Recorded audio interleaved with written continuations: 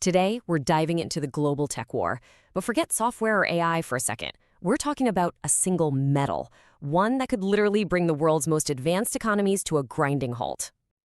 Yeah, this is way more than just a trade spot. You gotta see it for what it is, a really calculated move in a much bigger conflict. We're talking about using a critical resource as a weapon, plain and simple.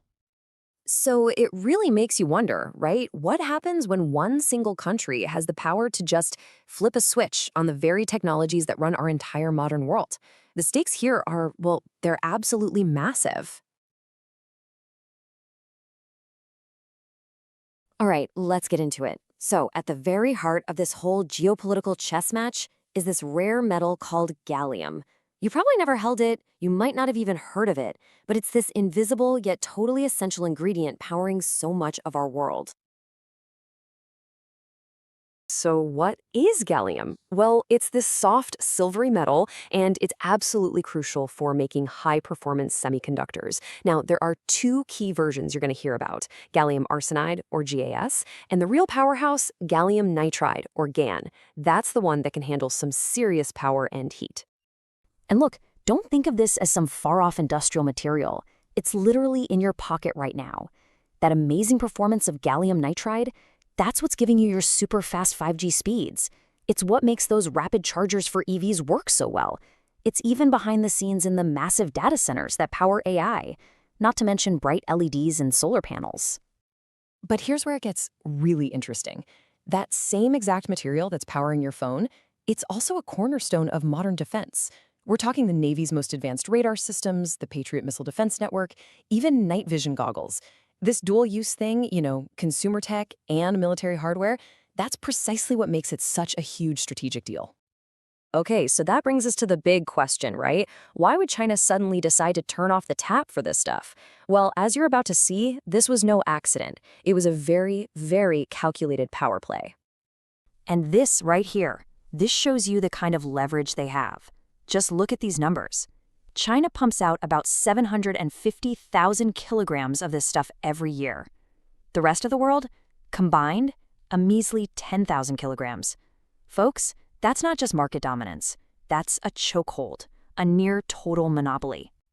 Now, this whole thing didn't just come out of nowhere. It started when the US put over 100 Chinese companies on a list, basically cutting them off from its chip tech. Beijing didn't wait long to hit back. In July 2023, boom, they announced export controls on gallium. And it didn't stop there. By December 2024, it became a full-on ban for the US. It's a classic tit-for-tat escalation. The fallout from this? It was instant, and it was global. I mean, think about it. When the world's main supplier just decides to turn off the faucet, you can bet everyone starts scrambling for every last drop they can find.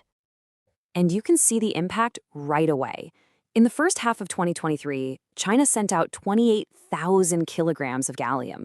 But after they announced the controls, that number just plummeted to 16,000 in the second half. That's a massive shock to the system, no matter how you slice it. And, basic supply and demand kicked right in. With the supply suddenly choked off, prices just went through the roof. In Europe, the price for gallium pretty much doubled overnight. That's a huge red flag showing just how stressed the global supply chains became. For the United States, the risk is particularly serious. Why?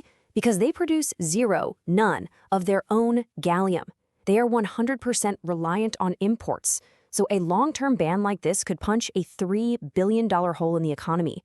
And some estimates say it could be as high as $8 billion. That's a huge vulnerability. And you better believe the big companies started moving fast. You had Japanese and German giants like Nietzsche and Volkswagen just buying up and stockpiling whatever they could get their hands on. At the same time, you've got TSMC, the biggest chip maker on the planet, warning everybody that this is going to put long-term pressure on the whole industry. Basically, everyone is bracing for impact. So what this has done is kick off a massive race against the clock. The big question on everyone's mind is, can the US and its allies actually develop new sources and new tech fast enough to break free from this chokehold? And there is a plan starting to form, kind of a three-pronged attack. First, the US Defense Department is pouring money into R&D for next-gen materials. Think things like diamond and aluminum nitride. Second, Japan is doubling down on what it does best, recycling. trying to reuse every bit of gallium they already have. And third, countries like Germany and Australia are dusting off old plans and looking to restart their own mining operations. But here's the twist. This is a really risky gamble for China, too. It could totally backfire.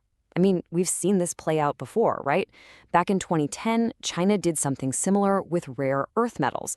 And what happened? The rest of the world freaked out and then innovated like crazy to find new suppliers.